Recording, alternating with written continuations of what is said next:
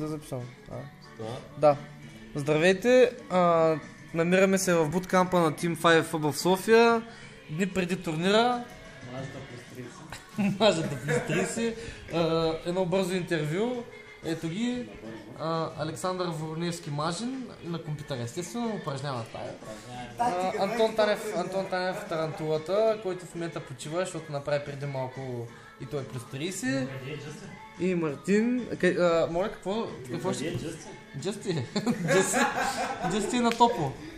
Свобода за Николай Кръстев. Да, Джъсти невинен. Да, Джъсти невинен. Аз съм Илян Ничев. Здравейте, намираме се в бункера. И ето нашия менеджер влиза току-що. Димитър Гендов се казва, по прикуп с Master G. Той е на топло. Да, правим клипче в момента. Какво ще кажете за българския гейминг у нас? На ниво ли е? Не. Това е, ами какво да ви кажа. Бункера е много приятно, хапка пика, само че студиото ни е хранено с круасанчета. Да, то ето, идеите това ще го издадат по телевизията и може и те да приберат деня на турнира, смисъл. Добре, какво стане правилно, ако Мартин турнир продължи след 10 часа и Мартин не го писна? Те са говорили организаторите, предполагам, защото си има много такива.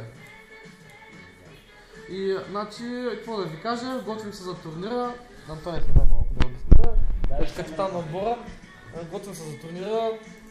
Надявам се да играем малко повече Тоскан, Мираж и Фордж, защото там те са нови карти сравнително и преимуществото може би ще бъде на отбора, който малко е по-подготвен. Надявам се Мартин Иванов да убива нея с пече. Да. Антон Танев мисля, че ще бъде на ниво, само че ходенето му в Австрия и яденето на кенгурско месо ще окаже влияние, но се надявам момчето на компютъра в момента, което играе, и момчето за трешетките да покажат класа и... Снимаш си пръста, да. Да покажат класата, на която са способни и да... За какво става въпрос? Почва се с главича. Ето задържане.